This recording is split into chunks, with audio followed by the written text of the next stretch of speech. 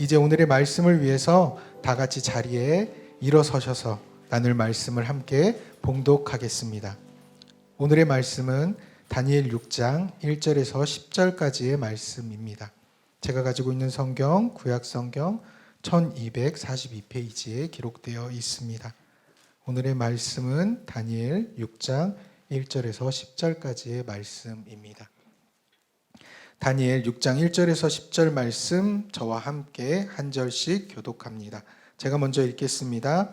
다리오가 자기의 뜻대로 고관 120명을 세워 전국을 통치하게 하고 또 그들 위에 소리셋을 두었으니 다니엘이 그 중에 하나이라. 이는 고관들로 총리에게 자기의 직무를 보고하게 하며 왕에게 손해가 없게 하려 함이었더라. 다니엘은 마음이 민첩하여 총리들과 고관들 위에 뛰어남으로 왕이 그를 세워 전국을 다스리게 하고자 한지라. 이에 총리들이나 고관들이 국사에 대하여 다니엘을 고발할 근거를 찾고자 하였으나 아무 근거 아무 허물도 찾지 못하였으니 이는 그가 충성되어 아무 그릇됨도 없고 아무 허물도 없으니 그들이 이르되 이 다니엘은 그 하나님의 율법에서 근거를 찾지 못하면 그를 고발할 수 없으리라 하고, 이에 총리들과 고관들이 모여 왕에게 나아가서 그들에게 말하되 다리오 왕이여 만승광하옵소서. 나라의 모든 총리와 지사와 총독과 법관과 관원이 의논하고 왕에게 한 법률을 세우며 한 금령을 정하실 것을 구하나이다. 왕이여 이것은 곧 이제부터 30일 동안에 누구든지 왕 외에 어떤 신에게나 사람에게 무엇을 구하면 사자굴에 던져 넣기로 한 것이니이다. 그런즉 왕이여 원하건대 금령을 세우소서. 그 사이에 도장을 찍어 메대와 바사에 고치지 아니하는 규례를 따라 그것을 다시 고치지 못하게 하옵소서 하며, 이에 다리오 왕이 조서에 왕의 도장을 찍어 금령을 내니라. 함께 읽겠습니다. 다니엘이 이 조서에 왕의 도장을 찍힌 것을 알고도 자기 집에 돌아가서 윗방에 올라가 예루살렘으로 향한 문을 열고 전에 하던 대로 하루 3번씩 무릎을 꿇고 기도하며 그의 하나님께 감사하였더라. 아멘. 자리에 앉으시겠습니다. 이제 목사님께서 나오셔서 위대한 감사란 제목으로 말씀을 전해 주시겠습니다. 할렐루야. 순전한 교회 주일 예배에 참여하신 여러분 모두를 주님의 이름으로 환영합니다. 그렇습니다.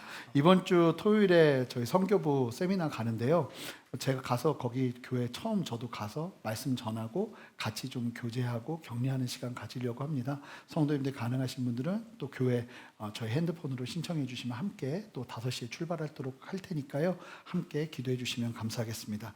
기도하고 말씀 전하겠습니다. 하나님, 추수감사주일을 맞아 우리가 한마음으로 주의 말씀을 대하기를 원합니다. 이 시간 우리 안에 충만하게 역사하시는 하나님의 말씀하심 안에 아버지, 우리가 다시 한번 온전히 서서 감사를 배우고 이 감사를 누리며 주님 앞에 담대히 서는 우리 모두 되게 하여 주시옵소서. 감사드리며 예수 그리스도 이름으로 기도합니다. 아멘.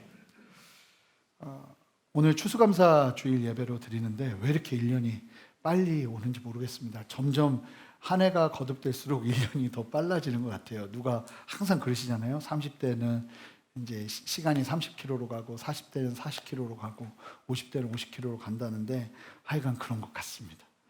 근데 감사에 대해서 이제 나눌 말씀을 사실은 원래는 설교 일정표를 보면 제가 다른 말씀을 준비해 놨어요. 근데 계속 기도하는데 그 말씀이 아니라 오늘 본문 말씀을 가지고 좀 나눴으면 좋겠다는 감동이 너무 많은 거예요. 근데 왜 그런가 하고 말씀을 좀 쭉 보니까 이 다니엘 같은 분들이 좀 많은 게 아닌가, 우리 성도님들 중에 이러한 처지에 계신 분들이 좀 많을 수 있지 않은가. 그렇지 않더라도 오늘 말씀은 충분히 우리로 하여금 감사를 도전합니다. 이 말씀을 통해서 여러분들이 말씀 안에서 힘을 얻는 시간 되시기를 주님의 이름으로 축복합니다. 일반 인문학 책인데 종교서적은 아닙니다. 그리고 제가 권장하는 도서도 아닙니다. 그냥 인문학 책인데 감사의 재발견이라는 책이 있습니다. 근데 그 책을 보면 그 뇌과학적으로 이제 감사가 얼마나 중요한지를 연구한 거예요. 그런데 세상 속에서도 감사가 얼마나 중요한 요소인지를 말하는데 거기서 계속 강조하는 내용이 뭐냐면, 감사는 가만히 있으면 아무나 하는 게 아니라는 거예요. 감사는 배우는 사람이 할 수 있는 거라는 거예요. 누군가가 가르쳐줘야 되고 배워야 되고 그 감사를 습관화해야 된다고.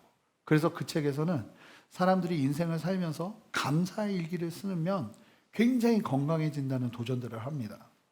그만큼 훈련하고 연습해야 내게 익숙해지는 게 감사라는 거죠. 그렇다면 어떻게 우리가 감사를 배울 수 있을까요? 우리는 세상에서 감사를 배우는 게 아니라 바로 진리의 말씀, 성경 안에서 감사를 배워야 할 줄 믿습니다. 이 말씀에 우리는 살아오면서 부모님이나 선생님이나 주변 사람들로부터 감사하는 방식을, 세상에 감사하는 방식을 배웠는데 성경은 다른 감사를 얘기해요. 그 방식대로 감사하지 않아요. 세상 사람들이 감사하는 방식대로 감사를 누리지 않습니다. 성경은 전혀 다른 방법으로 감사를 사용합니다. 이 감사를 함께 배우면서 주님 앞에 서는 시간 되었으면 좋겠습니다. 오늘 말씀이 그러한 감사의 한 단면, 성경에서 말하고 강조하는 감사를 우리에게 강조하고 보여주는데요. 먼저 오늘 말씀을 이해하기 위해서는 배경을 이해하시는 게 필요합니다. 다니엘 이야기죠. 북이스라엘과 남유다로 이스라엘이 절반으로 쪼개져서, 솔로몬 다음부터 절반으로 쪼개져서 우리나라 같이 남과 북으로 분단된 국가로 살고 있었습니다. 아시는 것처럼 북이스라엘은 먼저 아수르에 의해 철저하게 멸망당했죠. 그러고 나서 남유다는 홀로 명맥을 유지하고 있었지만 남유다 스스로가 하나님을 끝까지 붙잡지 못하고 결국은 멸망의 길에 들어서게 됩니다. 북이스라엘은 아수르가 멸망시켰지만 이 남유다가 존재하는 동안 아수르는 바벨론에 의해서 멸망당합니다. 그러면서 바벨론이 이 이스라엘, 남유다 자체를 멸망시키고 세 차례에 걸쳐서 남유다를 공격하면서 남유다 사람들을 포로로 끌고 가요. 1차 침공이 언제 있었냐면 605년에 있었는데, BC 605년 여호야김 왕, 바벨론 느부갈네살 왕이 애국과의 전투를 할 때 남유다를 다스리던 여호야김과 백성들을 침공하여서 철저하게 무너뜨리고 백성들을 포로로 이주시키는데, 특별히 이때 첫 번째 이 포로로 끌고 간 사람들이 어떤 사람들이었냐면 주로 왕족과 귀족들을 끌고 갔습니다. 그리고 그들의 자녀들, 엘리트 집단을 다 끌고 가게 됩니다. 이때 다니엘과 세 친구가 잡혀가게 돼요. 그런데 이게 말이 포로로 끌려가는 거지 거의 죽음의 여정입니다. 이때 이스라엘에서 1500km가 떨어진 바벨론까지 수개월 동안 끌려가게 되는데 쇠사슬에 묶여서, 사람과 사람을 쇠사슬로 묶어서 1500km를 끌고 가는 거예요. 사실은 오늘 시간만 된다면 말씀을 더 준비를 해놓은 게 있었는데 그걸 다 이제 생략했어요. 오늘 말씀 전해야 되는 것 때문에. 근데 참 재밌는 게 뭐냐면 아브라함을 하나님께서 갈대아 우르에서 부르셔서 아브라함을 가나안 땅으로 인도하시잖아요. 근데 이스라엘 백성들이 멸망하면서 남유다가 포로로 끌려가는데 그 노선 그대로 돌아갑니다. 그 노선 그대로. 그러니까 하나님의 말씀을 따라 약속의 땅으로 들어온 이스라엘 백성들이 하나님의 뜻 가운데 온전히 서지 못하니까 그 노선 그대로 포로로 끌려가 버리고 말아요.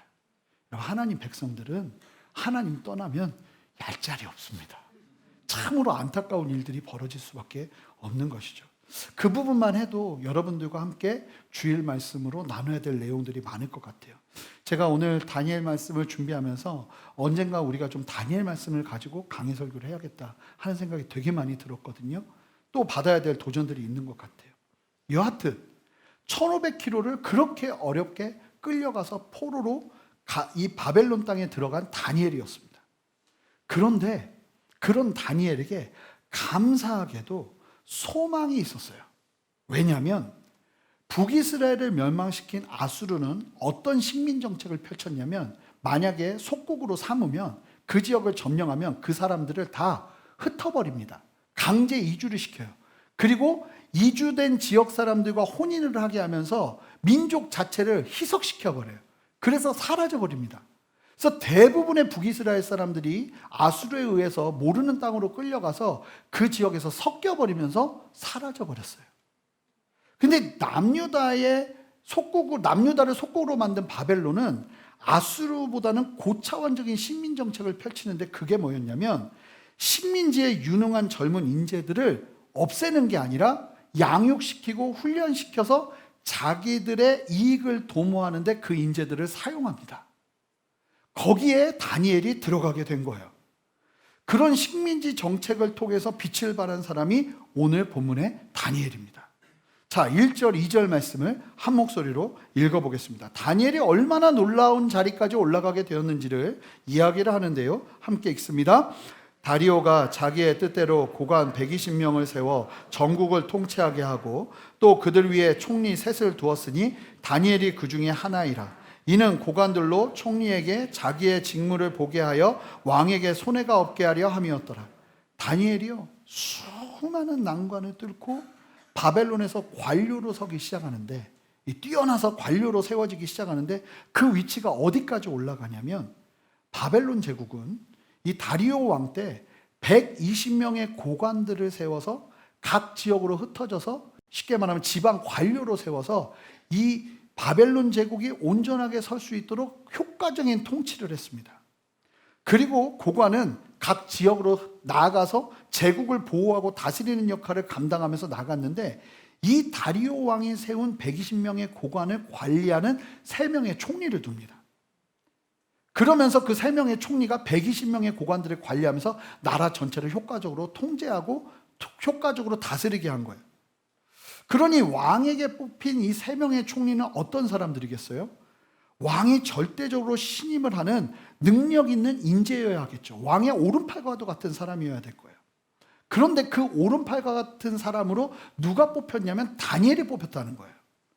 팔레스틴의 작고 작은 남유다에서 포로로 끌려온 다니엘이 왕의 눈에 띄어서 총리가 된 것입니다. 자, 그럼 도대체 다니엘이 어떠했기에 총리의 자리까지 오를 수 있었던 것일까요?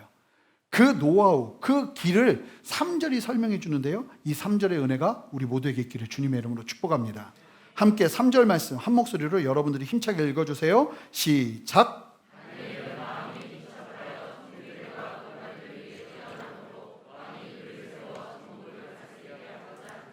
왕의 눈에 띈 이유는 다니엘이 구상하고 기획하고 만들어내는 일들이 다른 총리나 고관들에 비해 월등한 탁월함을 가졌기 때문이라고 이야기해요. 일을 하는데 너무 다른 거예요. 총리들과 고관들 위에 뛰어났다고 하는데 낭중지추, 감춰도 튀어나오는 탁월함이 다니엘에게 있었던 겁니다.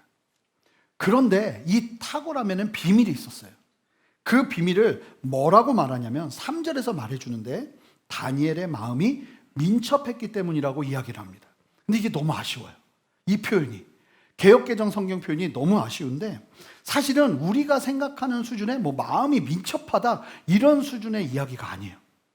다니엘에게는 분명한 차이가 있었어요. 믿지 않는 이방 사람들이 봐도 다니엘과 같이 일하면 이 사람에게 보이는 분명한 특징이 있었는데 그 특징이 뭐냐면 민첩함을요. NASB 성경을 보면 영어 성경을 보시면 영어를 조금 이제 보실 수 있으면 영어 성경을 보면은 원문의 의미를 좀 더 정확하게 파악할 수 있거든요. 근데 영어 성경 중에 원어의 의미를 가장 직역해서 잘 풀어놓은 성경이 NASB 성경이에요. 아니면 ESV, 아니면 킹제임스 버전 이런 성경을 읽으시면 좋고 NIV 성경은 저희 교회에서는 그렇게 권하진 않아요. 왜냐하면 NIV 성경 판권을 존더반이라는 출판회사에서 인수를 했는데 이 회사가 일반 서적 회사예요. 그래서 이 존더반이라는 회사는 사탕경도 만들어요. 그러니까 돈만 되면 성경도 하고 그냥 이 상업적인 회사니까 그러다 보니까 이 존더반이라는 회사가 이 NIV를 갖게 되면서 NIV에서 아주 민감한 표현들, 동성애에 관련된 표현이나 죄에 관련된 표현들 이런 표현에 있어서 단어를 굉장히 약하게 바꿔놓은 단어들을 거기다 집어넣었어요. 그러다 보니까 제가 남침내 교단에서 공부를 했는데 남침내 교단에서는 미국 남침내 교단에서는 이 NIV 성경을 읽지 않기로 결의를 했습니다. 근데 이제 우리가 침례 교단은 아니지만 그럼에도 불구하고 저는 NIV 성경을 이렇게 권해드리지는 않아요. 근데 NASB 성경을 보면 이 민첩함을 뭐라고 설명하냐면 extraordinary spirit이라고 이야기해요. 뭐냐면 extraordinary는 탁월하고 막 두드러지게 드러나는 거예요. 이 다니엘 안에 일을 하는데 뭐가 보이냐면 다니엘 안에 다른 영이 보이는데 그 영이 뭐냐면 아주 탁월하고 놀랍고 두드러진 엄청난 영이 그 안에 함께하면서 도와주는 것이 보였다는 거예요. 저는 이런 역사가 여러분에게도 있으시기를 주님의 이름으로 축복합니다. 다니엘 안에 타의 추종을 불허하는 영이 있는 게 보이기 시작하는 거예요. 여러분, 이런 표현은 절대로 일반적인 표현이 아니에요. 다니엘은 단순히 능력이 타고난 사람이 아니었어요. 능력 그 위에 하나님의 영으로 충만해 있었던 것입니다. 믿지 않는 사람이 봐도 이게 단순하게 능력이 출중한 사람의 수준이 아니라 신적 능력이 함께한다는 확신이 드는 정도였다는 겁니다. 실제로 바빌론의 역사 기록을 보면 바벨론 사람들은요, 역사를 어디다 기록했냐면 벽에다가 손으로 직접 기록을 해놨어요. 그래서 그 벽이 지금도 보관이 되고 있거든요. 거기에 다니엘에 관한 이야기들이 남겨져 있대요. 근데 뭐라고 그러냐면 다니엘이 기획한 정책들이 얼마나 놀라웠던지 이 바벨론이 페르시아에 의해서 멸망당하거든요.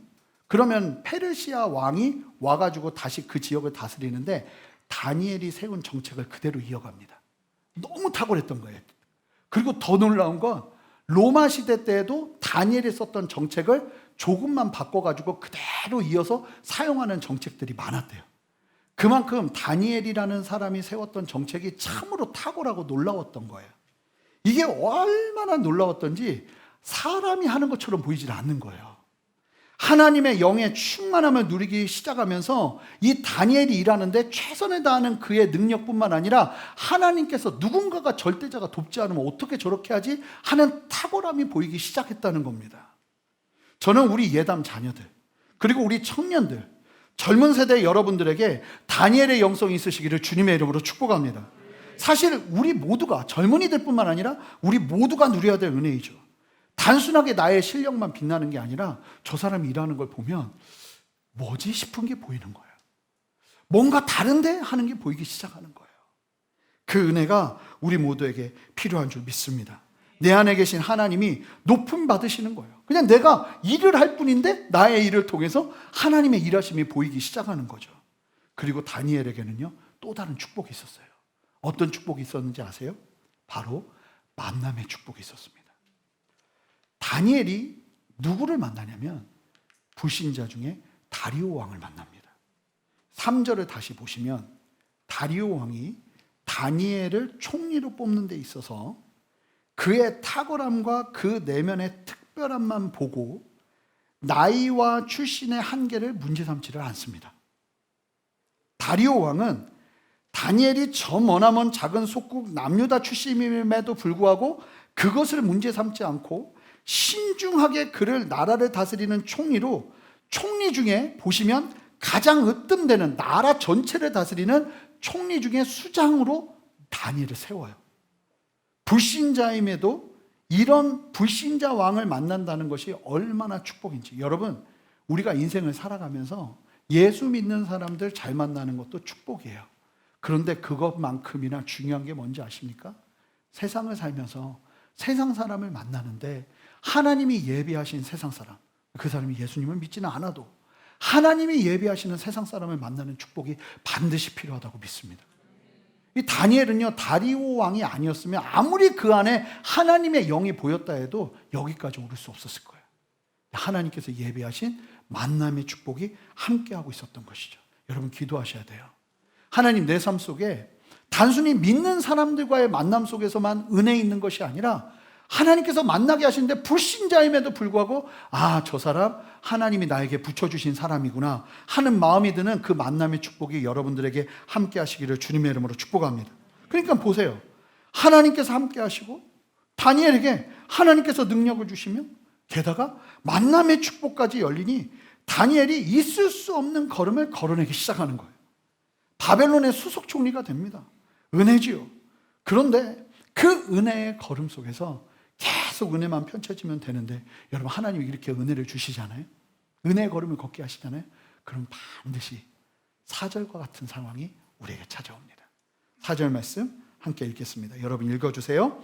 이에 총리들과 고관들이 국사에 대하여 다니엘을 고발할 근거를 찾고자 하였으나 이는 그가 충성되어 아무 그릇됨도 없고 아무 허물도 없음이었더라. 다리오 왕과 달리 다른 총리들과 고관들은 다니엘의 신분을 봅니다. 다니엘의 처지를 봅니다. 그런 다니엘이 자신들보다 더 높은 자리에 오르자 그를 가만히 두질 않습니다. 이럴 때일수록 적은 똘똘 뭉칩니다. 어떻게든 다니엘을 끌어내리고자 혈안이 되어 다니엘의 허물을 찾는데 그들을 더 화나게 하는 게 뭔지 아십니까? 없는 거예요, 허물이. 아무리 찾아도 허물이 없는 거예요. 보통은 아무리 찾아도 허물이 없으면 좋은 사람이구나 하고 존중해 줘야 되잖아요. 근데 세상은요, 아무리 찾아 허물이 없으면 화를 냅니다. 실제 그래요. 화를 냅니다. 그러자 거기서 멈추지 않고 어떻게든 다니엘을 없애려고 이제 5절부터 9절까지를 보면 공격을 하기 시작하는데 뭘로 공격을 하냐면 신앙으로 공격하기 시작합니다. 다니엘을 5절부터 9절 내용이 이런 내용이에요. 다니엘을 반대하는 사람들이 다니엘을 철저하게 뒷조사를 합니다. 아주 다 뒤집니다. 그러면서 다니엘이 자신의 집에서 하루에 3번씩 예루살렘을 향해 창문을 열어놓고 기도한다는 정보를 입수하게 돼요. 그리고 다른 걸로는 이 사람을 걸고 넘어질 수 없고 오직 신앙으로만 이 사람을 죽일 수 있다는 확신 속에 이 다니엘의 신앙을 걸고 넘어지기 시작합니다. 그래서 기도를 하게 될 때, 다니엘이 기도하게 될 때 난관에 빠지도록 아주 교활한 법령이 만들어져요. 바벨론 제국은 새로 건설된 제국이었어요. 그러했기에 백성의 충성심을 끌어올려고 제국을 하나로 만들기 위해서 무엇을 사용하냐면 왕을 신처럼 섬기는 일을 사용합니다. 로마가 똑같이 그걸 답습한 거예요, 사실은. 그런 현실을 다니엘의 반대자들이 이용해서 왕에게 뭐라고 말하냐면 이 바벨론 제국이 튼튼해지기 위해 특별한 30일을 우리가 집회를 합시다. 그 30일 집회가 뭐냐면 제국의 화합을 위해 왕에게만 절하는 거예요. 그리고 이 30일 동안에 혹여나 사람이나 다른 신에게 절을 하면 그 사람은 사자굴에 쳐넣는 걸로, 죽이는 걸로 그렇게 법을 만들어서 포고하자고 그렇게 이야기를 하면서 왕에게 조서에 도장을 찍어달라고 그래요. 왕은 그 이야기를 듣고는 당연하게 왕으로서 바벨론을 하나 되게 하기 위해서 거기에 조서에 도장을 찍습니다. 다니엘의 성경을 누구보다도 잘하는 이들은 다니엘을 알거든요. 이 제사 음식 거기에서 고기가 나오는데 그거 안 먹으려고 채소만 먹고 버텨낸 독종 중에 독종 다니엘을 알거든요.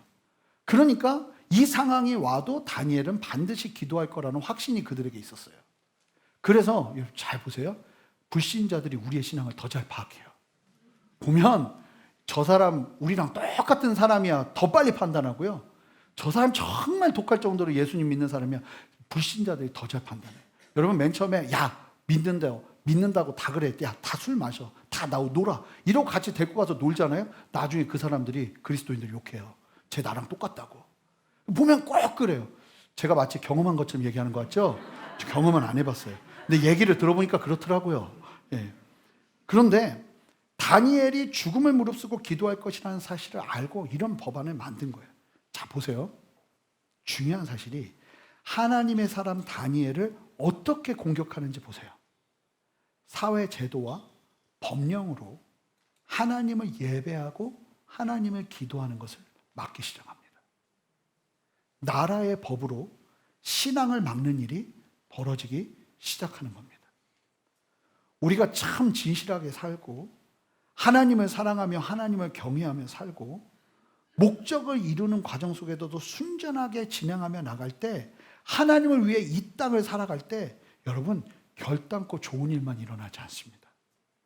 아멘이 쉽게 나오지 않는 말씀이지만 디모데후서 3장 12절 말씀 마지막에 아멘을 힘차게 외치면서 이 말씀 읽어주시기 바랍니다. 함께 읽으세요. 시작.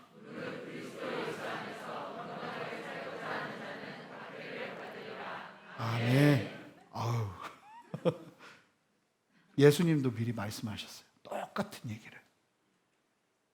요한복음 15장 18절부터 19절 보면 예수님이 그러셨어요. 세상에서 너희를 미워하면 너희보다 먼저 나를 미워한 줄 알아라.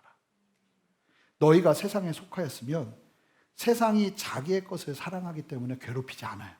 근데 너희는 세상에 속한 자가 아니요 도리어 내가 너희를 세상에서 택했기 때문에 세상이 너희를 미워할 것이라고 이야기해요. 우리가 예수님의 택함을 받았다는 이유만으로 미움의 대상이 될 수 있다고 말씀하시는 거예요. 다니엘을 보세요. 흠잡을 데가 없이 올바르게 하나님을 경외하며 세상에 유익을 주는 삶을 살고 있는데 세상이 미워합니다. 그러더니 세상이 사회 제도와 법령으로 신앙을 막는 일들이 벌어지기 시작했습니다. 여러분, 이건 다니엘만의 이야기는 아닙니다.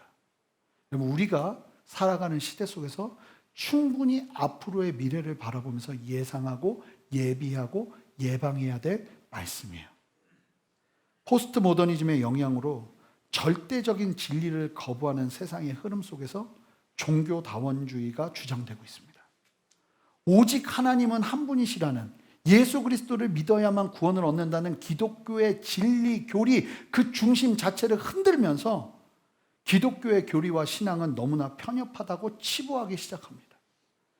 불교에서도 진리가 있고, 이슬람교에서도 진리가 있고, 남미 호랑교에서도 진리가 있고, 어찌됐든 결과적으로 올라가면 구원의 길이다, 이렇게 이야기하는 말도 안 되는 이야기들이 나오면서 기독교의 교리 자체를 흔드는 일들이 벌어지고 있죠. 여러분, 차별금지법 같은 법안들이 통과되면 어떤 일이 벌어지는지 우리는 많이 들었잖아요. 이런 법은요, 이제 시작입니다. 여러분, 차별금지법이 통과된 나라들이 겪는 일들을 말씀드리면, 캐나다에서 데이비드 린 목사가 거리에서 동성애는 죄라고, 이럴 자유도 있잖아요. 성경 안에서 이게 옳지 않다고 사람들에게 경고해야 될 책임도 있는 거잖아요. 그렇게 설교하다가 동성애자들이 그 목사님을 구타하고 때리고 막 폭행을 했습니다. 그런데 경찰이 보고 어떻게 했는지 아십니까? 폭행한 사람을 잡아간 게 아니라 그 말을 한 데이비드 린 목사님을 잡아갔습니다. 연행해버렸어요. 스웨덴에서도 아케 그린 목사가 성경적 가르침을 따라 동성애는 죄라고 설교했다는 이유로 1심과 2심에서 징역형을 받아버렸습니다. 영국의 스코틀랜드에서 한 학생이 신앙을 따라 수업 시간에 사람의 성별은 남자와 여자밖에 없다고, 두 가지라고 주장했다는 이유로 학교 수업 시간에 쫓겨나 버렸습니다. 그리고는 퇴학 처리당했어요. 캐나다 엘버타주에서는 기독교 학교인데 기독교 학교인데 동성애를 반대하는 성경 구절을 수업 시간에 언급하지 못하도록 해서 지금 문제가 일어나고 있어요. 여러분, 이거는 시작입니다. 다니엘처럼 시대 속에서 사회적으로, 법적으로 신앙 자체를 도전하는 방해들이 더 구체적으로 일어날 가능성이 커요. 마태복음 24장 9절 말씀 한 목소리 읽어볼까요? 함께 읽겠습니다. 그때 사람들이 너희를 환난에 넘겨주겠으며 너희를 죽이리니 너희가 내 이름 때문에 모든 민족에게 미움을 받으리라. 말세에 이런 일이 일어나게 될 거예요. 여러분, 우리는 이런 말씀을 한 귀로 듣고 한 귀로 흘리면 안 됩니다. 이런 말씀을 주신 이유는 대비하라고 말씀을 주신 거예요. 우리로 하여금 우리에게도 다니엘과 똑같은 상황과 현실이 일어나게 될 수 있다는 사실을 말씀해 주고 계시는 거예요. 이 다니엘의 환난은 우리가 경험할, 마지막 때에 경험할 환난의 그림자일 뿐이에요. 내가 하나님을 경외하고 하나님의 말씀대로 순종하고 최선을 다해서 살아가는데 다니엘처럼 상대방이 똘똘 뭉쳐서 나를 죽이려고 달려들 수 있다는 거예요. 우리가 조금 전에 나눈 것처럼 세상이 우리의 신앙을 흔들며 사회 제도나 법령으로 하나님의 한 분이라는 얘기를 못하는 시대가 나타날 수 있어요. 예수 그리스도만 믿으면 구원받는다는 말 자체를 못하게 하는 시대를 만날 수 있다는 겁니다. 그럴 때 여러분은 어떻게 하시겠습니까? 보통은요, 이런 상황을 만나잖아요. 그러면 자칫 잘못하면 성도들이요, 싸움 따게 됩니다. 다 적이니까 노이로제에 걸리고 잠을 자지 못하고 극심한 스트레스로 앓아눕게 되죠. 여러분, 그런데 우리는 절대로 그런 싸움 따게 되면 안 됩니다. 그렇게 우리에게 달려드는 세상을 상대하면 안 됩니다. 싸움 따게 되어 악만 남게 되는 일이 일어나면 안 되는 거예요. 여러분, 사탄이 사탄적인 방법으로 싸움을 걸어오는데 똑같이 싸우면서 우리가 사탄이 될 수 없는 겁니다. 우리는 이리 속으로 들어가, 이리 굴 속으로 들어갈 때도 뭘로 들어가야 되냐면 양으로 들어가야 됩니다. 우리 교회가 왜 순전한 교회냐면 하나님이 저에게 주신 말씀이 바로 그 말씀이에요. 세상이 이리굴 같은데 이리굴 같은 세상에서 성도들이 어떻게 승리할 것인가? 이리처럼 승리할까요? 이리처럼 막 교활하고 이리처럼 뒤통수 치고 사납고 맹렬하게 싸우면서 그렇게 세상을 이겨야 될까요? 주님 우리에게 그렇게 말씀하시지 않으세요. 양으로 들어가라고 하시죠. 그게 우리의 길이라고 말씀하세요. 순전한 교회. 하나님께서 그렇게 세우신 거예요. 다니엘도요. 그런 세상을 향해서 한번 생각해 보세요. 다 웃으면서 내 옆에서 다 친구인 줄 알았어요. 총리들, 고관들. 근데 갑자기 왕의 조서가 딱 내 눈앞에, 내 손에 펼쳐지는데 이 다 얼굴이 보이는 거예요. 뒤통수에다 나를 치고 있는 사람들. 이 총리들, 고관들 다 동료인 줄 알았는데 내 뒤통수에서 나를 칼을 겨누고 있는 사람들이 보이는 거예요. 그러면 그때 분노가 일어나고 이것들이 어떻게 그럴 수 있지 하고 싸움닭이 되는 다니엘이 아니라 무엇을 행할까요? 10절 말씀, 오늘의 핵심입니다. 우리 함께 한 목소리로 힘차게 읽겠습니다. 시작. 다니엘이 이 조서에 왕의 도장이 찍힌 것을 알고도 자기 집에 돌아가서는 윗방에 올라가 예루살렘으로 향하여 창문을 열고 전에 하던 대로 하루 3번씩 무릎을 꿇고 기도하며 그의 하나님께 감사하였더라. 다니엘은 다 알고도 다 아는데 여전히 변함없이 뭘 합니까? 그가 하던 경건을 놓지 않습니다. 여기서 중요한 게 뭡니까? 전에 하던 대로. 전에 하던 게 경건해야 되는데 전에 하던 게 똑같아요. 전에 하던 대로 그럼 다 넘어지는 거예요? 무너지는 거예요? 그러니까 여러분 평상시에 잘해야 돼요. 할렐루야. 평상시에 잘해야지 고난의 때에 전에 하던 거래요. 근데 고난이 왔는데 전에 하던 게 맨날 뉴스 보고 신문 보고 TV 보고 그냥 잠자고 일어나고 이러는 것밖에 없으면 그때 이겨낼 힘이 없어요. 다니엘이 그 어려운 상황이 오니까 뭘 하냐면 더도 말고 여러분 대부분 하루에 3번씩 예루살렘 향해 창문 열고 무릎 꿇고 기도하던 걸 그대로 하거든요. 대부분 사람들은 이런 환경이 오면 믿는 사람들끼리도 무슨 얘기를 하냐면 하나님이 우리의 어려움을 아신다. 그러니 우리가 마음으로만 해도 하나님은 우리를 이해하실 거다. 근데 여러분 기억하셔야 돼요. 우리의 신앙은 그럴 때일수록 더 분명하게 드러내야 됩니다. 분명하게. 사회 제도나 법이 만약에 우리의 신앙을 막잖아요. 제가 지금 되게 힘든 말을 하고 있는 거예요. 그럴 때 마음으로 꿍하니 하는 게 아니라 그럴 때 우리가 우리의 신앙을 분명하게 드러내야 돼요. 과할 필요도 없어요. 전에 하던 대로만 하면 돼요. 그냥 전에 우리는 항상 뜨겁게 예배하고 뜨겁게 기도하고 뜨겁게 말씀 보며 하나님과 동행하는 겁니다. 그거 하는 거예요. 여러분 예배가 이거 아무것도 아닌 게 아니에요. 뜻을 정하고 시간을 정하고 장소를 정하는 게 아무것도 아닌 게 절대 아니라는 겁니다. 또한 다니엘을 보시면 그 안에 단순하게 기도만 한 것이 아니에요. 여러분 뭘 했습니까? 10절 말씀 다시 보시면 하나님께 감사하기 시작했습니다. 다니엘의 입장에서 본다면 지금 상황에서 억울하고 원통하고 원망스러운 게 얼마나 많겠어요. 어떻게 여기까지 내가 왔는데 아니 나쁜 일이라도 하나라도 했어야죠. 하나님을 경외하면서 왔는데 그렇게 따지자면 한두 가지가 아니에요. 어려운 게 지금 마음이. 나라가 망했고 포로로 끌려왔고 최선을 다해서 정직하게 하나님을 경외하며 살았는데 적들이 가득하고 동료가 가득한 게 아니라 하나님 말씀대로 사는데 적들이 가득하고 지금도 나의 신앙을 막고 목숨을 위협하는 법령이 왕의 도장이 찍힌 채로 내 눈앞에 펼쳐져 있고 그런데도 다니엘은 감사했다고 얘기해요. 그럼 이게 뭘 말하는지 아십니까? 다니엘은요 지금 원통한 제목들을 보는 것이 아니라 감사할 제목들을 선택해서 바라봤다는 겁니다.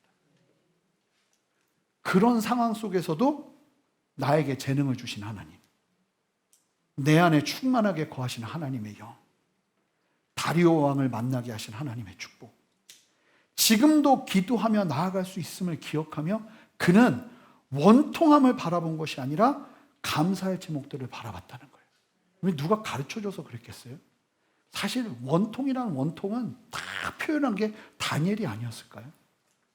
1500km를 포로로 끌려가면서 하루아침에 귀족 집안의 아들이었는데 하루아침에 포로가 되어서 노예와 같은 삶으로 전락해버린 그 상황에서 얼마나 많은 원통함과 원망을 표현했겠어요.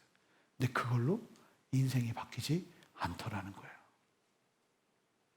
여러분, 모든 상황이 나에게 흠족하고 만족할 때 감사하는 것이 감사라고 세상은 얘기하는데 성경은 그렇게 말하지 않습니다. 여러분, 삶의 굴곡 속에서도 감사의 제목을 찾아 붙잡는 감사가 우리 모두에게 필요한 줄 믿습니다. 보통 사람들은요, 다니엘과 같은 상황이 올 때 원망스러운 제목들로 가득 초점을 맞춰서 완전히 그 문제에 함몰된 채로 주님 앞에 나가요. 죽겠습니다. 나 죽을 것 같습니다. 힘듭니다. 그게 나쁘다는 게 아니라 대부분은 그래요. 다니엘 같은 사람들이 없어요. 그런데 다니엘은 그럼에도 불구하고 그 상황에서 원통할 것들을 보는 것이 아니라 그래도 그 상황에서 감사의 제목들을 찾아서 주님 앞에 감사하기 시작해요. 놓치지 않고 나가는 거예요. 다니엘이 왜 두렵지 않겠어요? 왜 무섭지 않겠어요? 왜 이 상황이 원망스럽지 않겠어요? 그런데 그때 불평하고 원망하는 게 자신을 지켜주지 않는다는 사실을 그는 삶 속에서 너무나 많이 경험한 거예요. 분명히 알고 있었던 것 같아요. 나를 지키는 것이 무엇인지, 감사가 나를 지킨다는 사실을 그는 경험한 것 같아요. 만납교회를 담임하시는 김병삼 목사님께서 며칠 전에 참 쉽지 않은 간증을 해주셨더라고요. 제가 이전 교회에 있을 때 선임 행정으로 있었잖아요. 그때 만납교회 수석 목사님하고 만나서 교제를 할 때 저도 그때 듣고 되게 놀랬던 얘기인데 이분이 모두 앞에서 이걸 오픈하셨더라고요. 뭐냐면 이 본인께서 아주 극심한 우울증과 공황장애를 너무 심하게 앓으셨대요. 목회를 하는데 너무 스트레스를 많이 받아가지고 목회하다가 그럴 수 있어요. 하나님 일 하다가도 그럴 수 있어요. 저는 그러지 않기를 소망합니다. 근데 그럴 수 있어요. 근데 공황장애가 이게 얼마나 힘드냐면 이겨내야지 하면 더 빠져든대요. 극복해야지 하면 더 빠져든대요. 이 공황장애를 나았다는 거 언제 알았냐면 그런 생각도 안 나기 시작하면서 내가 나았다는 거 알았대요. 그걸 얘기하시더라고요.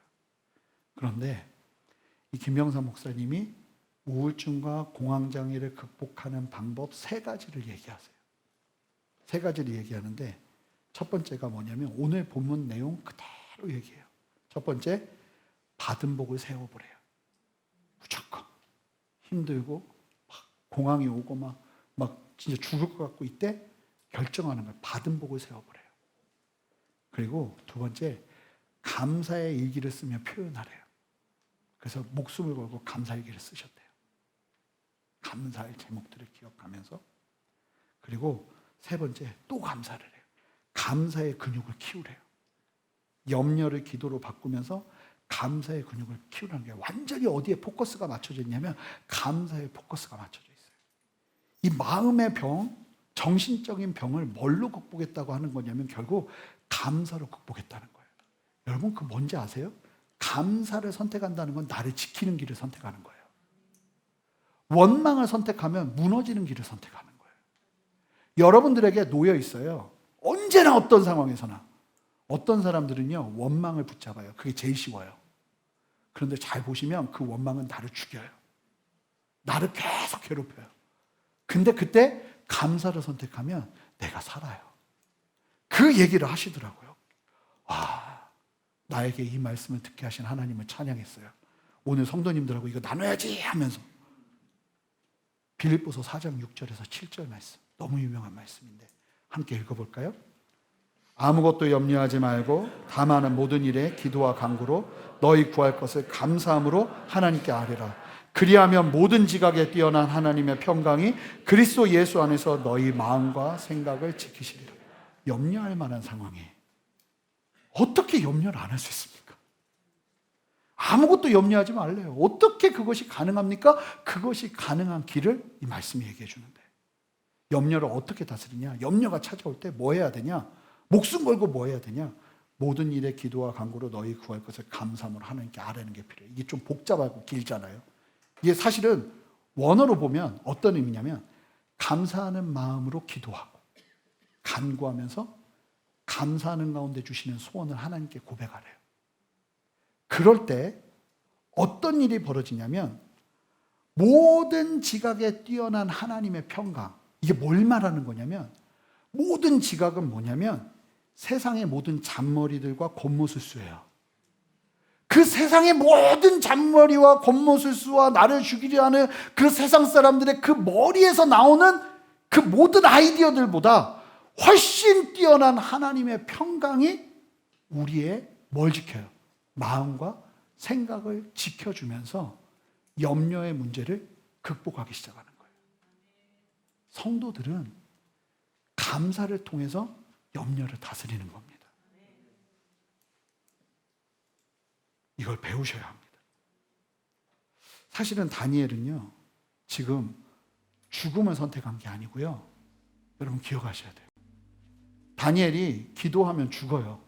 근데 죽음을 선택한 게 아니고 가장 살 수 있는 길을 선택하고 있는 거예요. 보면 많은 사람들이 살려고 죽음의 길을 선택해요. 그런데 예수 믿는 사람들은 세상 사람들이 보는 관점이 아니라 진짜 내가 살 길이 무엇인지를 보고 그 살 길을 선택하는 사람이 되어야 해요. 지금 다니엘은 가장 지혜로운 선택을 하고 있는 겁니다. 바로 감사의 선택을 하는 것이죠. 그 환난의 자리에서 세상이 볼 때는 함정에 정확하게 빠진 그 자리에서 감사를 일으키고 있는 거예요. 이것이 바로 위대한 감사예요. 세상은 이런 감사를 얘기하지 않아요. 세상 어디에서 이런 상황에서 감사하라고 이야기합니까? 어디에도 없습니다. 근데 성경은 이야기합니다. 감사하라고. 위대한 감사를 이루기 시작할 때 그 환난 속에서 다니엘이 자신을 지킨 것처럼 우리를 지켜요. 여러분 보세요. 사자굴에 들어갑니다. 감사하는 사람이 누리는 은혜가 뭐냐면 똑같이 어려움 처해요. 여러분 지금 너무나 힘든 경제적인 어려움 속에서 우리는 피할 수 있을까요? 아니, 우리도 사자굴 같은 상황들 만날 수 있어요. 그런데 놀라운 것은 다니엘은 그 사자굴에서 세상 사람들은 다 죽는데 전혀 다른 길로 살아나기 시작하는 거죠. 사자들 입이 막히는 거예요. 왜요? 그에겐 감사로 그의 인생을 지켜냈기 때문에 하나님이 그와 함께 하시는 것입니다. 이 은혜가 저와 여러분들에게 충만하시기를 주님의 이름으로 축복합니다. 여러분 눈앞에 염려되는 상황이 많을 수 있죠. 주님을 위해서 참 열심히 살았는데 말도 안 되는 억울한 상황을 만날 수도 있어요. 지금 다니엘과 같은 상황에 처한 분들이 계실 수 있어요.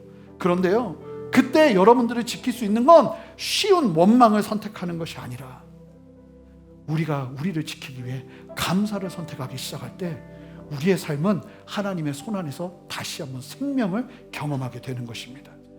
그렇게 우리의 걸음을 이어가는 은혜, 이 추수감사주일 오늘을 보내면서 여러분 일주일 동안 여러분들도 한 해를 돌아보면서 그럼에도 불구하고 지금 내가 너무나 위태롭고 어렵고 힘들고 곤고한 상황임에도 불구하고 감사의 노트, 감사의 제목들을 기록해 보시기 바라요. 핸드폰에다 저장해 놓으세요. 여러분도 노트에다 저장해 놓으세요. 그리고 그 감사의 고백으로 하나님 일주일 동안 하나님 내가 감사하며 나갑니다. 하나님 내가 할 수 있는 많은 말이 있지만 감사로 나를 지키겠습니다.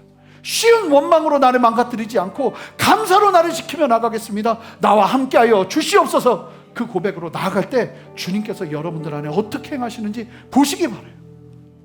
그 은혜 속에서 우리가 담대히 서기를 소망합니다. 우리 함께 일어서시겠습니다.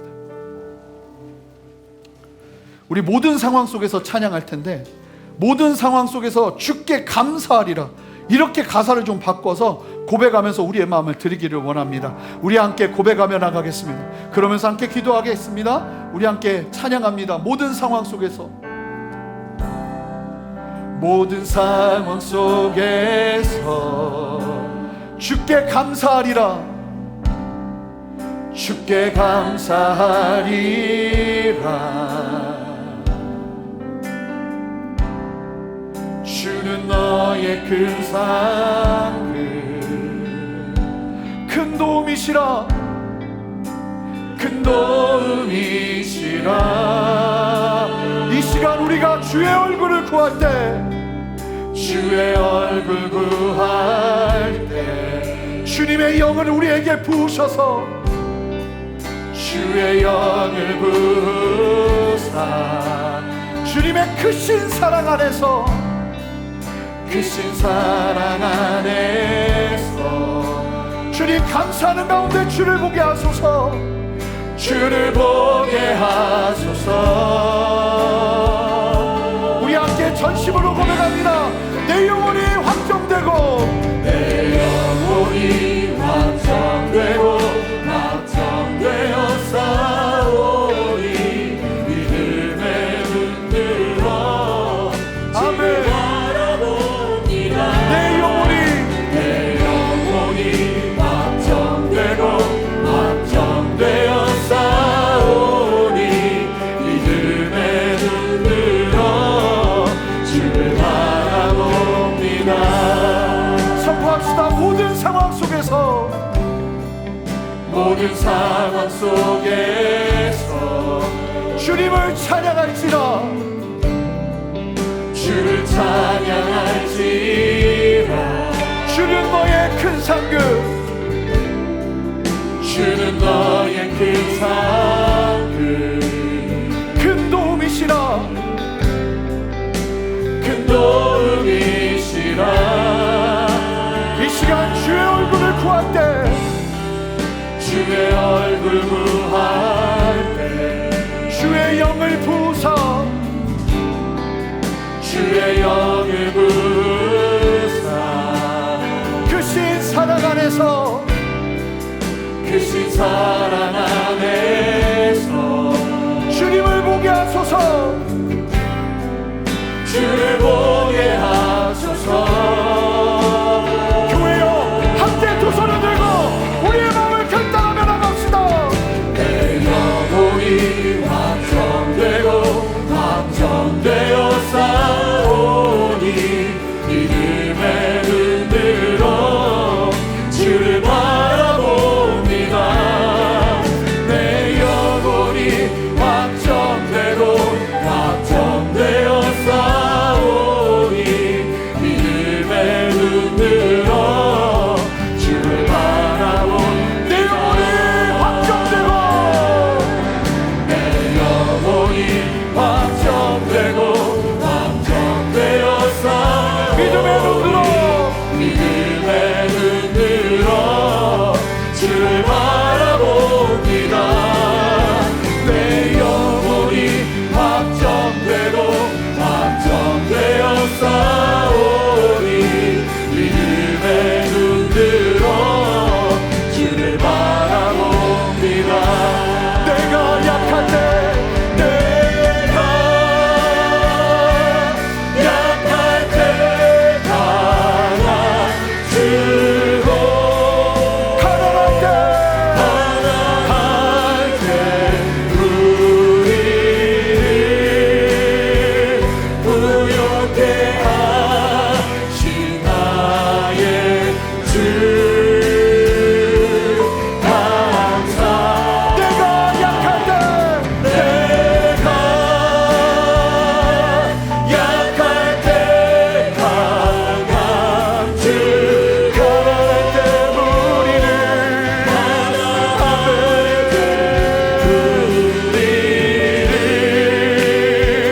부욕해 하신 나의 주. 한 번 더 고백합니다. 내가 약할 때 내가 약할 때 강한 주 가난할 때 우리를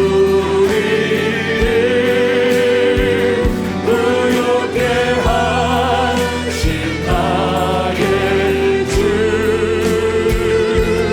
감사 감사. 우리 다 같이 두 손을 들고 하나님 이 말씀을 의지하여 쉬운 원망을 선택하지 않겠습니다. 원망의 자리에 머물지 않겠습니다. 우리를 지키는 감사를 선택하겠습니다. 하나님 감사합니다. 하나님 나를 구원하셔서 감사합니다. 하나님 나에게 믿음의 공동체를 주셔서 감사합니다. 하나님 내 삶을 이끌어 주셔서 감사합니다. 내가 감사의 제목을 놓치지 아니하고 감사함으로 나가겠사오니 나의 심령 감사의 열매를 보게 하여 주시옵소서. 함께 두 손을 들고 주님의 이름 한번 크게 부르며 결단합니다. 주여, 주님 우리 안에 역사하시는 주님을 찬양합니다. 하나님 우리를 만져주시옵소서. 하나님 우리를 만져주시옵소서. 감사를 놓치지 않게 하시고 하나님 나의 원망 가운데 두지 않게 하시고 하나님 우리 안에 감사로 나아갈 때 하나님께서 일하시는 일들을 보게 하여 주시옵소서. 하나님 우리의 마음을 어떻게 지킵니까? 우리의 생각을 어떻게 지킵니까? 감사함으로 나아가 하나님 앞에서 결단하며 아버지 지켜내기를 원하오니 여러분의 입술을 열어 기도하시기 바라요. 믿음으로 선포하시기 바라요. 감사를 붙잡으시기 바라요. 감사를 붙잡으세요. 하나님 감사로 나가세요. 감사로 고백하세요. 하나님 앞에 간절히 고백하세요. 하나님 그래도 당신의 손 안에 있습니다. 하나님의 능력 안에 있습니다. 하나님의 말씀 안에 있습니다. 하나님 앞에 고백하세요. 할렐루야. 주님 역사하시는 주님을 찬양합니다. 주님 은혜 베푸시옵소서.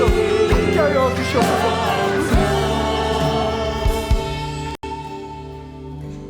다는 아니겠지만 다니엘과 같은 상황 그와 유사하게 나는 정말로 아무리 봐도 하나님을 열심히 믿고 하나님을 따른 것밖에 없는데 내 눈앞에 드러나는 이 상황이 오늘 다니엘과 같다 하는 분들, 주님께서 이 시간 특별히 만지시고 변화시켜 주시는 아버지 하나님의 능력의 손이 함께하기를 소망합니다.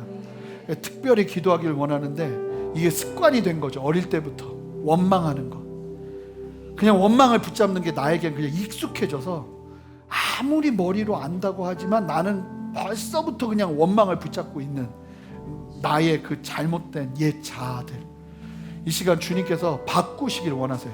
일부 때도 마찬가지고 주님께서 그 영역들을 바꾸시길 원하세요. 여러분 주님 앞에 기도하셔야 돼요. 하나님 내 원망의 자리를 감사의 자리로 바꿀 수 있도록 하나님 나의 중심을 변화시켜 주시옵소서.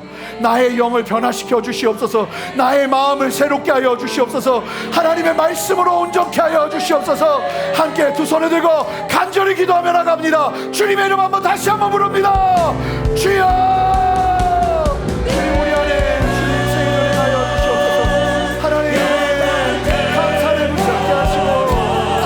다른 것을 붙잡지 않게 하시고 이 잘못된 습관 속에서 아버지 우리가 감사를 결정하며 하나님 앞에 새로워지기를 원하오니 성령의 우리를 온전케 하여 주시옵소서. 감사를 고백하게 하시고 감사를 말하게 하시고 아버지 하나님 많은 사람들에게 감사의 인색한 내가 아니라 하나님 감사를 표현할 수 있는 내가 되기를 원합니다. 주여 역사하여 주시옵소서. 함께하여 주시옵소서.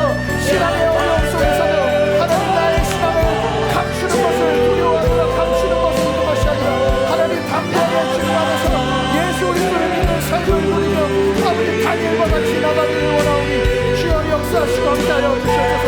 아멘. 주님 역사하시고 우리를 찬양합니다. 주님 만져주시옵소서. 주님 내 인생을 만져주시옵소서. 하나님 우리 성도님들의 인생을 만져주시옵소서. 할렐루야. 더 기도하시기 바라요. 주님 나를 바꿔주시옵소서. 나를 변화시켜 주시옵소서. 하나님 감사가 열쇠가 되게 하시옵소서. 아멘.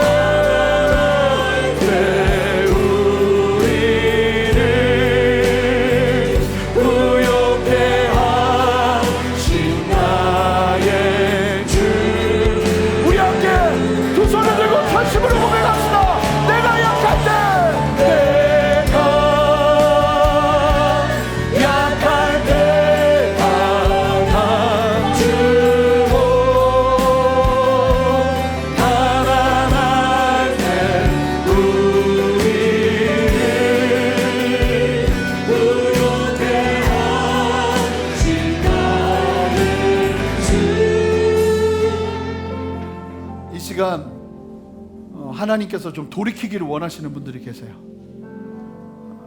이리처럼 다가오는 사람들에게 똑같은 겉모술수와 똑같은 방식으로 세상을 상대하느라 싸움닭이 되어버린 분들, 어느새 감사보다는 세상에 대한 부정적인 시각과 원망과 미움과 질투와 온갖 원통한 마음으로 가득 차 버려져 있는 나 자신을 하나님께서 이 시간 아시고 부르십니다. 여러분들을 부르고 계세요. 하나님, 더 이상 아버지 하나님 이리굴로 이리의 모습으로 들어가지 않고 이제 내가 모든 지각에 뛰어난 하나님의 평강을 누리며 감사함으로 간구하며 아뢰며 주님 앞에 나아가기로 결단하며 내 인생을 돌이키기를 원합니다. 주여 용서하여 주시옵소서. 하나님, 그 걸음 걷지 않겠습니다. 그 길을 끊겠습니다. 예수의 보혈로 정결케 하여 주시옵소서. 그런 분들이 계세요. 다 소리내서 기도하지 않아도 돼. 이 시간 좀 기도할 텐데, 하나님, 내가 돌이키겠습니다. 주님, 나를 새롭게 하여 주시옵소서. 주님, 나를 온전케 하여 주시옵소서. 하나님, 다니엘의 영성으로 아버지 이 땅 살아가게 하여 주시옵소서. 하던 대로 기도하게 하시고, 하던 대로 엎드리게 하시고, 하던 대로 감사하게 하여 주시옵소서. 그렇게 내 인생을 결정하오니 하나님 함께 하시고, 정리가 일어나게 하시고, 결단이 일어나게 하여 주시옵소서. 그 결단과 기도로 주님 앞에 나아가겠습니다. 함께 기도합니다. 함께 기도하겠습니다. 기도하겠습니다. 주님 역사하여 주시옵소서. 하나님 바꾸어 주시옵소서. 주님 이 시간 진리로 아버지 하나님 바꿔주시옵소서. 주님 바꿔주시옵소서. 주님 생명을 하셔서 아버지 그 결단이 일어나게 하여 주십시오. 아버지 주로 보지 않은 것들을 선택하지 않도록 주님 만져주시옵소서. 아버지의 진리로 아버지 진리를 선택하며 나갈 수 있는 은혜와 믿음을 허락하여 주시옵소서. 그렇게 생명을 가시는 주님만 찬양합니다. 주여 역사하시고 말씀하시옵소서. 감사합니다. 주님 찬양합니다. 주님 역사하시는 주님을 찬양합니다. 말씀하시는 주님을 찬양합니다. 이끄시는 주님을 찬양합니다. 함께 하여 주셔서 아버지 함께 우리의 영역들을 정리되게 하옵소서. 끊게 하시고 결단하게 하시고 죄가 아닌 것을 붙잡지 않게 하시고 아버지 세상의 것을 쓰와 아버지 살버리는 것 주로 보지 않은 것들이 마음 가운데 떠나가게 하시고 똑같은 방법으로 서는 것이 아니라 복이 된 사람들은 죄인의 길에 서지 않고 오만한 자의 자리에 앉지 않고 오직 여호와의 율법을 지구하는 그 율법을 주로 묵지하여 묵상하는 그 성령의 역사가 우리 안에 일어나기를 원하오니 주여 역사하여 주시옵소서. 한 번 더 고백합니다. 믿음의 눈으로 주를 바라봅니다. 내 영혼이 확정되어 사오니 복 있는 사람은 악인의 꾀를 따르지 아니하며 죄인들의 길에 서지 아니하며 오만한 자들의 자리에 앉지 아니하고 오직 여호와의 율법을 즐거워하여 그 율법을 쥐하러 묵상하는도다.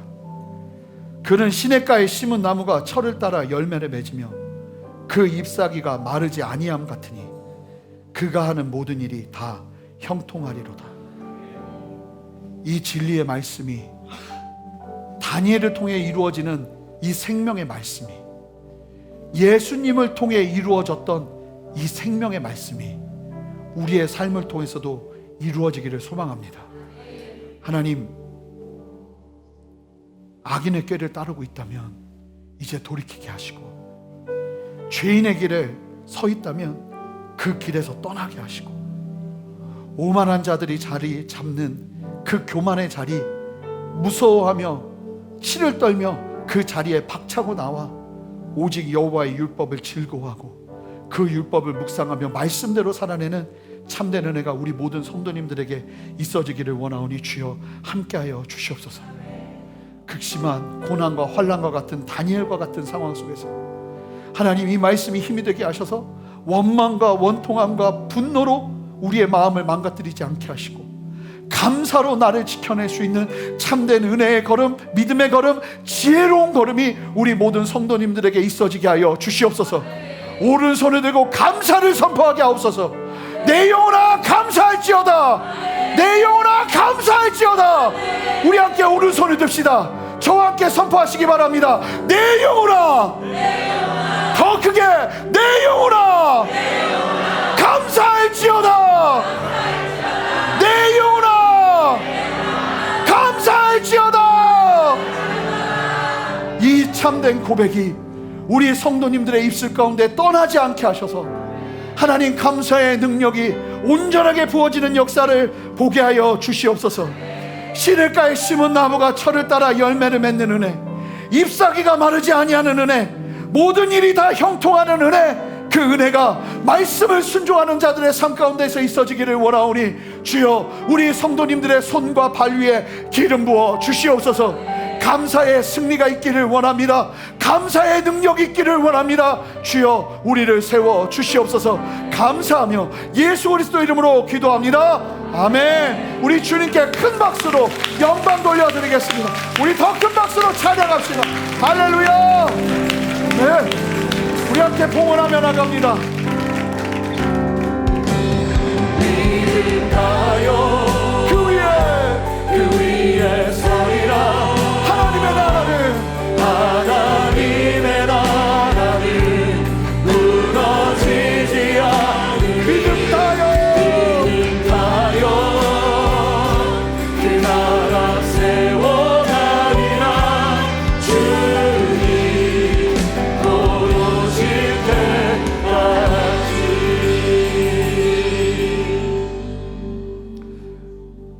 하나님, 오늘은 특별히 추수감사주일을 맞아 주일헌금을 드리고 또 추수감사 주일헌금을 작정하여 드리면서 이 모여진 추수감사 주일헌금은 우리가 필요한 이웃들과 하나님의 사랑이 필요한 선교지와 또 한국에 있는 어려운 곳을 향해서 이 재정들이 흘러갈 것입니다. 작년에도 하나님께서 우리에게 풍성하게 넘치도록 주신 그 은혜로 많은 곳들을 주님의 은혜 안에서 귀하게 섬겼습니다. 하나님, 이 재정이 사용되는 곳마다 우리가 넘치는 감사보다 더한 감사가 회복되는 역사가 일어나게 하시고 각 지역마다 각 곳곳마다 하나님의 사랑과 하나님의 은혜가 아름답게 흘러갈 수 있도록 주님 역사하여 주시옵소서. 하나님, 우리 성도님들 얼굴에 아버지 하나님 수심이 가득하고 근심이 가득한 인생이 아니라 분명히 수심이 가득하고 근심이 가득해야 되는 인생임에도 불구하고 감사가 가득한 인생이 누리는 놀라운 은혜와 아버지 하나님의 역사하심과 생명의 열매, 그 놀라운 것들을 마음껏 누리며 회복되는 우리 성도님들의 삶이 되기를 원합니다. 재정이 회복되게 하시고 관계가 회복되게 하시고 상황이 회복되게 하시고 육신의 연약함이 치유되는 역사가 일어날 수 있도록 주님 함께하여 주시옵소서. 아버지는 한 주간 하나님 앞에 감사할 제목들을 하나하나 기억하며 감사하며 나갈 때 하나님 우리 안에 넘치도록 역사하시는 아버지 하나님의 역사하심을 다음 주에 우리가 더 모여서 예배할 때 더 전심으로 주님을 예배할 수 있는 은혜와 감사의 축제가 벌어지기를 원하오니 주여 함께하여 주시옵소서. 오늘도 우리와 함께 하셔서 이 예배를 통해서 영광 받으시는 주님을 찬양합니다. 주님의 이름에 합당한 영광 추호도 연약하게 드리지 않고 전심을 다해 하나님 그 이름을 시원케 드리는 역사가 우리의 예배 가운데 넘칠 수 있도록 은혜 베풀어 주시옵소서. 우리 성도님들 축복하여 주시고 파송하여 주셔서 세상에 나아가 살아갈 때 하나님의 빛과 소금으로 담대하게 세상의 겉모술수 앞에서도 하나님 순한 양으로 순전한 하나님의 백성으로 승리하는 길을 보게 하여 주셔서 다른 사람들도 그 길 따라갈 수 있도록 선구자 같은 걸음 걸어낼 수 있도록 우리 성도님들 힘이 되어 주시옵소서. 쓰러지고 넘어졌던 영역들 주님께서 일으켜 세워주시고 하나님의 말씀으로 다시 한번 생기를 불어넣어 주셔서 하나님의 생명으로 다시 한번 일어설 수 있는 은혜가 일어나기를 원합니다. 주님의 말씀이 임하자 마른 뼈가 생기가 되고 생명이 되고 군대가 되는 것처럼 말라 비틀어져 있는 나의 심령이라 할지라도 하나님의 말씀으로 생명을 경험하며 일어나는 생명의 역사가 일어나기를 원하오니 주여 함께하여 주시옵소서. 그렇게 새 일을 행하시는 주님 찬양하고 감사드리며 존귀하신 예수 그리스도 이름으로 기도합니다. 아멘. 이제는 우리 주 예수 그리스도의 크신 은혜와 아버지 하나님의 무한하신 사랑과 성령의 내주하심과 교통하심과 신실한 역사하심이 오늘 말씀을 기억하며 주님의 진리 안에서 믿음으로 담대히 감사하는 삶으로 나를 보호하며 감사하는 삶으로 전심으로 나아가기를 소망하는 함께 예배하는 모든 성도님들의 머리 위에, 가정 위에, 직장 위에, 삶의 모든 터전 위에, 순전한 교회와 이 땅의 모든 교회들과 이 나라와 온 열방 위에 이제로부터 영원토록 함께 하시기를 간절히 축원하옵나이다. 아멘.